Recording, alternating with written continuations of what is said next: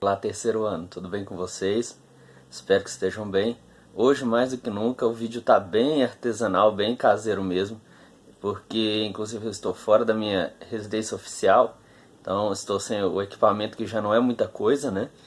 Pois bem, esse aqui é só um comentário sobre o breve século XX. Como assim breve, né? Como que um século pode ser breve? Todo século não tem 100 anos? Acontece que na historiografia tem uma discussão sobre a duração dos eventos históricos, dos períodos históricos, que tem muito a ver com a intensidade das mudanças. Então, naquelas épocas que acontece muita coisa significativa, seja muito avanço, muita coisa bacana ou muita desgraceira, tem-se a impressão de que foram épocas que passaram mais rápido. Para vocês terem uma ideia, isso não é muito diferente da experiência humana individual. Naquele dia ou naquele mês que você passa por muita coisa, que você faz muita coisa, pode ter aquela impressão de que passou mais rápido. Então, por isso, o Eric Hobsbawm, que é um dos historiadores mais famosos do mundo, né, ele usou esse termo breve século XX, inclusive para dar nome a um dos livros dele, um dos mais lidos, e cobrados em vestibular, Enem, etc. Pois bem, então no PET, em termos do PET, né, do governo de Minas, a gente falou aí sobre a Primeira Guerra, que começa por causa de disputas imperialistas. Tem também a questão do nacionalismo, né, rivalidades nacionalistas. E essa Primeira Guerra termina com a Alemanha derrotada, humilhada, endividada. E isso também é uma das sementinhas para o nazismo, né?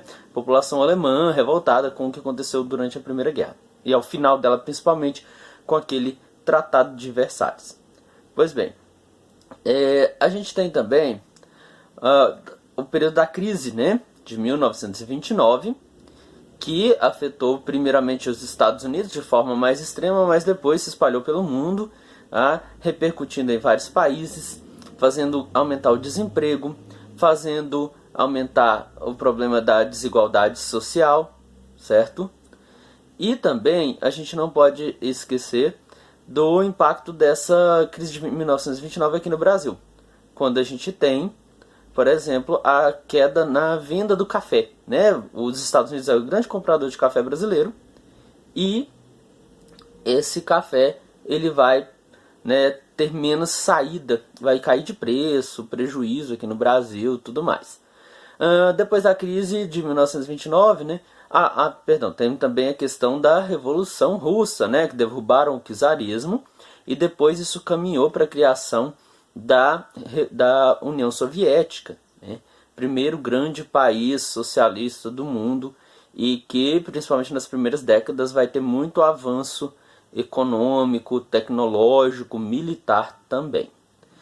Pois bem, a gente pode dizer que, ao mesmo tempo que tinha os efeitos da crise de 1929, o avanço do nazismo e do fascismo. Até porque, nos países onde o nazismo e o fascismo proliferaram, existia um temor de que a população, principalmente os trabalhadores, aderissem às ideias socialistas. Então você tem a resposta autoritária de direita, que é a questão do nazismo e do fascismo. E, gente, por favor, não cai nessa fake ridícula de gente que nunca estudou história, que vai falar por aí que o nazismo era de esquerda. Nada a ver, sabe? Por exemplo, o nazismo ele não mexia na questão da desigualdade, que ele considerava, o nazismo e o fascismo, que a desigualdade era uma coisa natural e que cada cidadão deveria então buscar o seu papel, né, cumprir o seu papel na sociedade. E nada disso de lutar contra as desigualdades. Enquanto que a esquerda tem como base, como princípio, a ideia de que as desigualdades foram construídas por processos humanos mesmo e que essas desigualdades sociais têm que ser combatidas. Tá?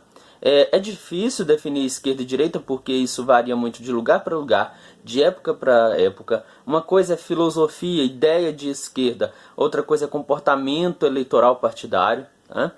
Mas, na base, a gente pode dizer que a direita naturaliza a desigualdade, é isso mesmo. Alguns são pobres, outros são bilionários, é isso mesmo.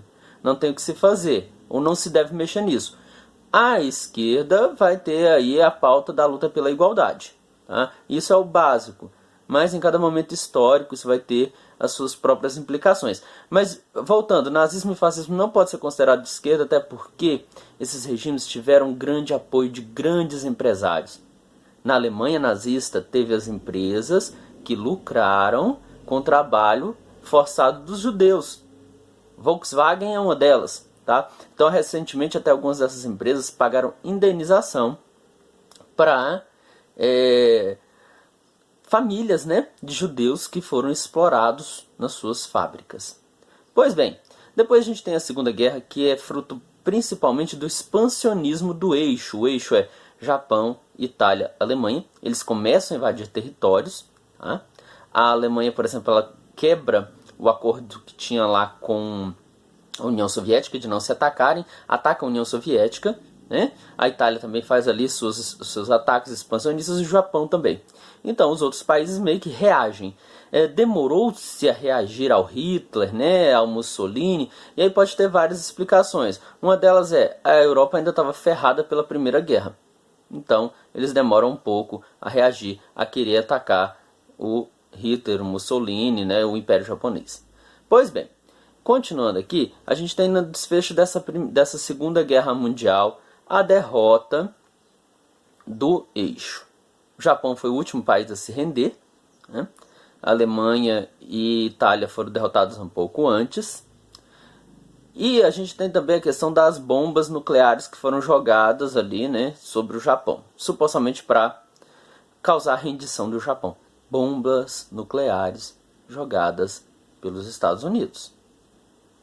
Tanto que a gente tem o Tribunal de Nuremberg, que vai julgar os crimes contra a humanidade cometidos durante a Segunda Guerra, pelo fascismo e pelo nazismo, e não teve nenhuma punição para os Estados Unidos. Os Estados Unidos jogaram 2 bombas nucleares contra o Japão, numa área que nem era militar, né, em cidades que estavam ali ocupadas pela população civil, e mesmo assim, nenhuma punição para os Estados Unidos. Complicado, né? Após a Segunda Guerra Mundial, a gente tem o fenômeno da Guerra Fria, em que Estados Unidos e União Soviética vão competir entre si, mas sem realmente um atacar o outro diretamente, embora eles interferiram em conflitos menores, tipo Guerra do Vietnã, Guerra da Coreia, algumas guerras ali na região do Oriente Médio, na Síria, onde hoje é a Síria, na região do próprio Egito. Então Estados Unidos e União Soviética vão interferir em vários países, certo? A gente tem que pensar também que tem a questão da corrida armamentista. Cada um desses países buscava desenvolver uma arma mais poderosa que a do outro. Tanto que aquelas 2 bombas jogadas sobre o Japão e os Estados Unidos, aquelas 2 bombas são entendidas como um recado dos Estados Unidos para a União Soviética. Olha, já temos a tecnologia nuclear, abre o olho. Pois bem, a questão da Guerra Fria ela vai avançando, né? Ela só vai enfraquecer um pouco já no final dos anos 1980, que aí você vai ter até inclusive a queda do Muro de Berlim, Berlim na Alemanha. A Alemanha foi dividida, tá?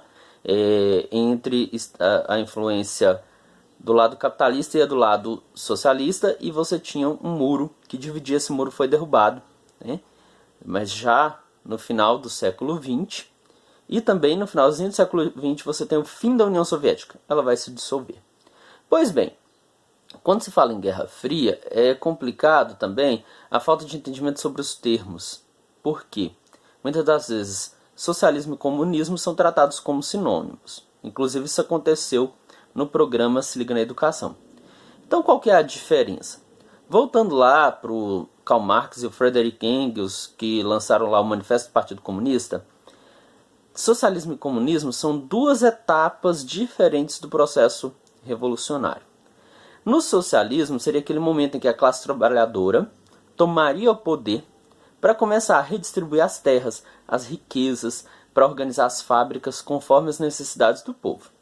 Comunismo seria uma outra etapa em que o governo seria dissolvido. Presta muita atenção.